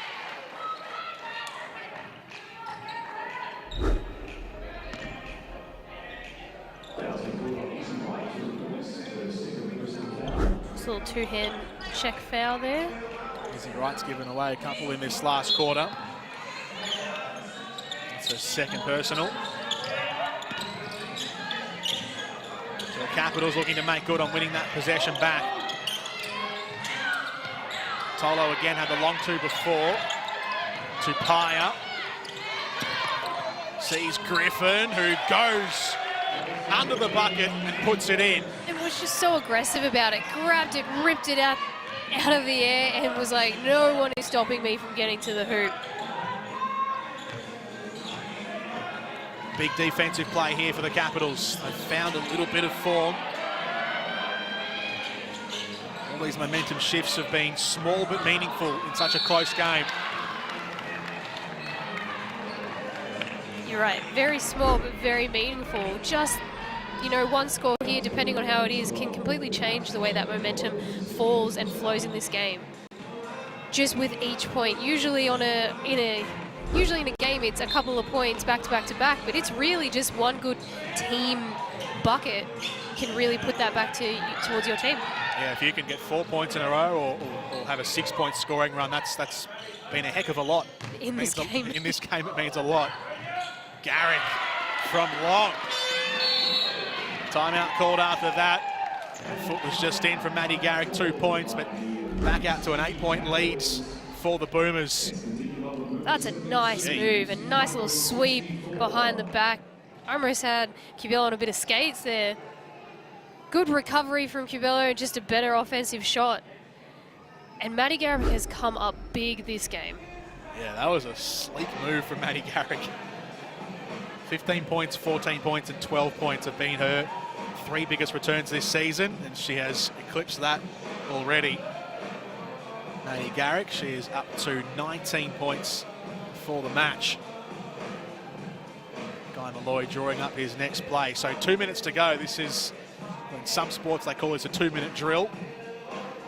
Of course, in basketball you get many more possessions than just the one shot at it with 2 minutes to go. So many possessions. This game is far from over and by no means out of reach for the UC Capitals. UC Capitals, I'm sure, have been in this position before, not this season, but before, and they've got such a good group together. A couple of good, like, veteran leaders that know how to play with this kind of pressure. You know, you drill these scenarios in practice, so you can't write anything off. We saw Guy Malloy. Braden Hesselhurst was having a listen to Paul Goris at Canberra. Braden. Yeah, Paul Goris obviously trying to get an easy 3-point opportunity out of this timeout. Expect a bit of a hammer action here and a corner 3 up for the Canberra Capitals. Thank you, Braden. Leading point scorers, I mentioned Maddie Garrick before. She leads the way for all comers. Ezzy Magbagor has 18. Tess Magin has 13 for the Boomers. Kelsey Griffin 16. Maddie Rocci 11 for Canberra. Into the corner goes to Tupaya, who puts it in. So the corner 3 is good for the Capitals. As a coach, there's nothing better than probably winning a championship, number 1. But 2, when you draw a play up out of a timeout and they run it perfectly and you get the score. And they'll get it back as well. And then you get another possession. Yep. You know, Paul Gross is probably saying, you know what, I trust my team. Mariana Tolo. She'll get it back as well here, Tolo. They have to score here. Tupaya, just off range. Almost looks like she was shooting it. to go off the glass. Yeah. Yeah, swung way out to the left. Well, that's aggressive from Tess Madgen. Driving in hard, elbows flying. And that's what I'm talking about. Early on, Abby Cubillo's been like that the whole game. Though that was a foul, the frustration that that's starting to have, you know, I'm just going to put my head down and keep going and keep going and keep going. That defense that Abby did early on is paying off.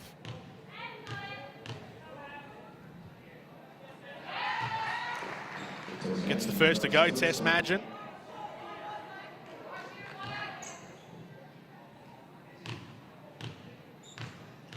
%100% from the free throw line tonight.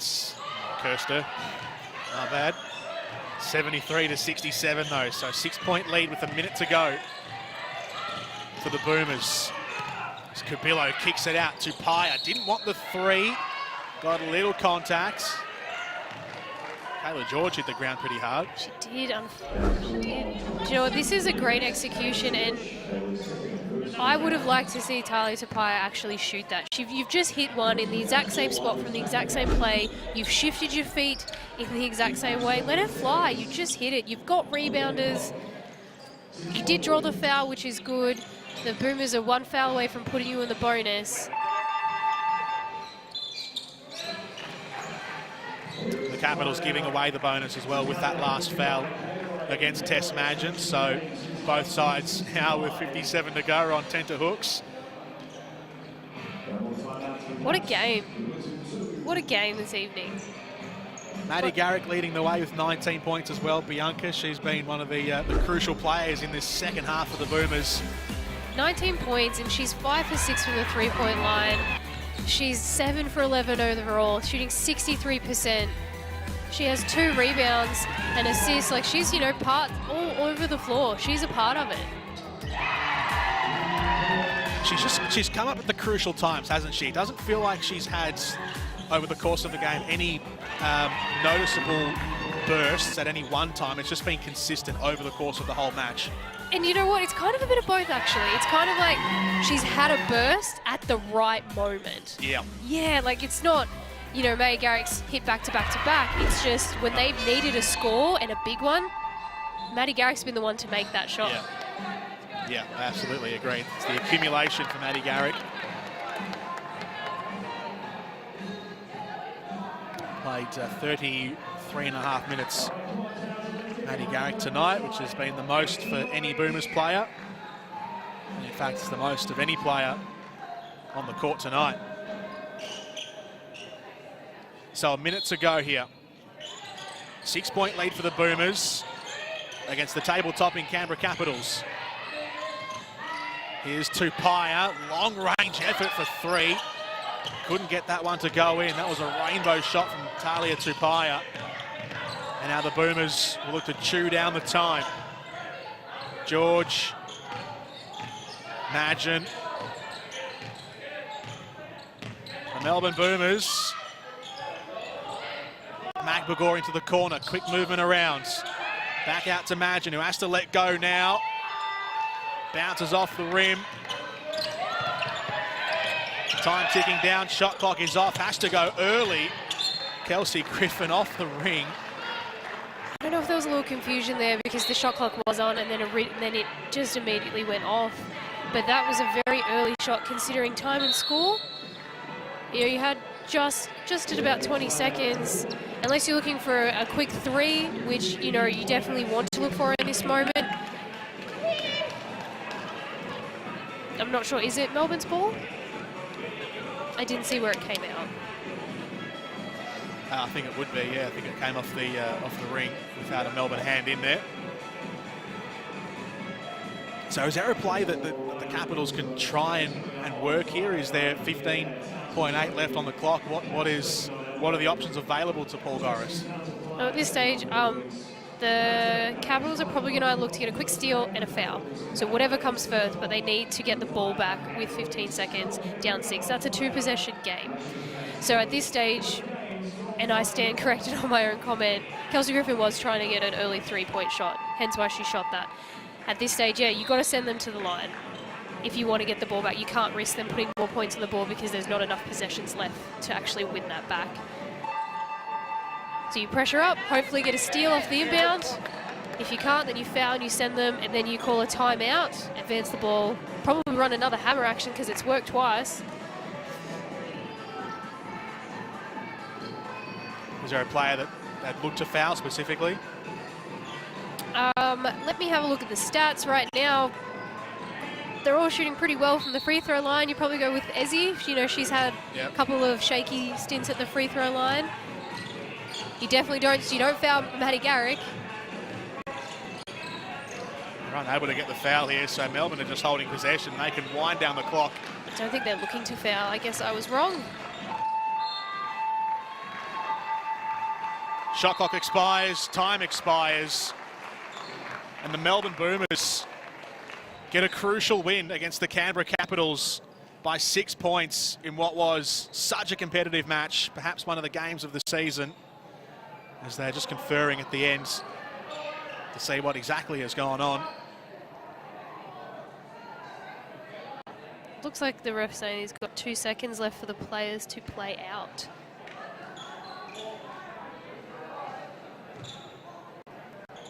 Yeah, so the shot clock and the game clock were misaligned for a moment, but it won't really mean much. So now the win is confirmed for the Melbourne Boomers, 6 points, and that is a huge scalp for the Boomers.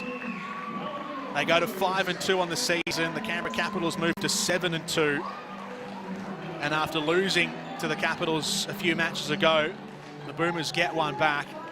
And that is such a meaningful win for their season and the way that the whole WNBL season shapes up at full time. Bianca Duffelmeyer. That was, by far, my favourite game of the season.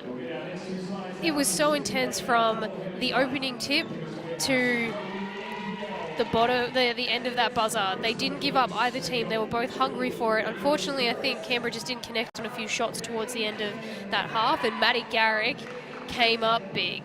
She finished the game with 19 points, 3 rebounds and an assist. You know, when she's shooting 5 for 6 on the 3-point line, it's hard to lose with that. That is going to really help the momentum of the Melbourne Boomers season moving forward. This is the team that everyone was talking about in the opening round. Yep. This is that team. And if they, you know what, that week-long break, they got lucky instead of having, I believe Adelaide had it in the first week and then ended up unfortunately having to go into quarantine. Melbourne's had it after 3 intense rounds. So, yeah, and it's proven beneficial. The break has come up good. They've got Sydney next on Thursday as well, the Melbourne Boomers, and Ezzy Magbagor would be very happy with that. Braden Hesselhurst has her on the court. Yeah, Ezzy, a big win for you guys after a seven-day break. What did you think of your team's performance today? Yeah, I think, it's not every day that teams get a 7-day break, and I think we definitely use that to our advantage. We came in knowing, Canberra had one on us earlier in the season, so we just came out and played our game, and we're just, it's great to get the win. And a big game for you, 18 points and all over the boards. What was your mindset coming into this one? Just to be aggressive, and, we're obviously rested after that week off, so I think just, going into this last little stretch of the season, just, being aggressive, and obviously we needed to win this game. Whenever we play Canberra, it's always competitive. The energy's obviously there, and I'm just, grateful that I was able to help my team today. What does this win mean for you? Obviously, like you said, against the defending champion, such a good team. You guys were a bit inconsistent before the 7-day break. What does this mean for you guys going forward? It's a great start to our tough stretch. We've got 5 games in 8 days, so I think just starting off with the win gives us a bit of confidence. And obviously playing a great team like Canberra, it's good to get the win against them as well. Some areas you guys need to improve on heading up to Cairns now. What are some things you guys you think you can work on? I think just continuing to get good starts. Like you said, we didn't start games particularly well at the start of the season, so that's going to be a big focus for us. And obviously just playing great defence, playing without fouling as well is a key for us. And yeah, just playing through physicality. Congratulations on the win tonight and good luck for the rest of the season. Thank you. Thank you, Braden. Braden Hesselhurst courtside with us tonight with Ezzy Magbagor as we have a look at the second half highlights here. Jordan Canellis and Bianca Duffelmeyer with you. Chemist Warehouse highlights. The second half, it was a close game all the way through. It was, there were momentum shifts, but there were small momentum shifts as we spoke about, Bianca. And the Capitals had their chances, but the Boomers were just able to hold that lead. They held probably about a 6 to 10 point lead pretty much all game long. Yeah, they certainly did, and they kept going back to the players that were hot in those moments. You know, a couple of these highlights have seen back-to-back threes from Maddie Garrick, and now as you see Kelsey Griffin on the opposite team. But excuse me, what Melbourne did really well, and Braden touched on it as well, is they kept the ball out of the paint for Canberra, and they put buckets on the board from the three-point line. You know, they capitalised what was working for them. Another thing was as well is that Canberra, they had players who were able to get the big scores, and we saw Kelsey Griffin hit a couple of threes. We saw Talia Tupaia hit a clutch corner three as well, but they weren't able to get any momentum going in those plays. It was only one shot here or there from those kinds of plays, and they couldn't get that continually going, Canberra. No, they couldn't. And, you know, I definitely would dare say that goes back to their defence. When their defence was on point, in what I would say is that they're aggressive, they're getting those steals. That's when those offensive movements were happening. You know, some were just breakaway layups, but some was a nice, you know, there was no transition, so they pulled it out, got good offense, and found good shots that we saw Kelsey Griffin connect on. Those stopped. Those stopped when the defence wasn't working for them, you know. And then when they did work, it was always out of a timeout or a baseline out of bounds play. So it wasn't like the flow of the game was what was helping them. It was always from their defence. The stats there all the way through looked pretty even. The only real difference was the field goal percentage, with Melbourne in the 40s and the Canberra Capitals around about 34%. So that was, as far as the stat sheet reads, as big a difference as there was. So what does this do now for the Canberra Capitals? This knocks them back into the pack a little bit. It's their first loss since Adelaide in game one. So they had a 6-game winning streak now, which has been snapped. In fact, no, 7-game winning streak now, which has been broken by the Boomers. So, what does that do for the shape of the league and the shape of the Canberra Capitals season? You know, luckily for the Capitals, they're actually just kind of a bit that far ahead, where this loss doesn't really hurt them in terms of ladder position. It just kind of keeps them a little on their toes about, hey, you know what, we're not untouchable, but we can be if we play the game that we play. And you know, unfortunately for Canberra, and correct me if I'm wrong, Melbourne just connected on a couple more baskets tonight. There really wasn't who was the better team. It was just who put more points on the board. And Melbourne did that. Unfortunately for Canberra, I really don't think there's much that they can take away to correct. It's really like, we just need to recover correctly, make sure that we come back to the next game raring to go, and, you know, just stay a little more consistent offensively. It was one of the games of the season. It's a great way to start Lifeline round, and it's the first of 2 matches tonight. At full time from Townsville Stadium, the Canberra Capitals go down. Just their second loss of the season, 73-67 against the Melbourne Boomers. Stick around, Perth and Bendigo up next. We'll see you in a moment.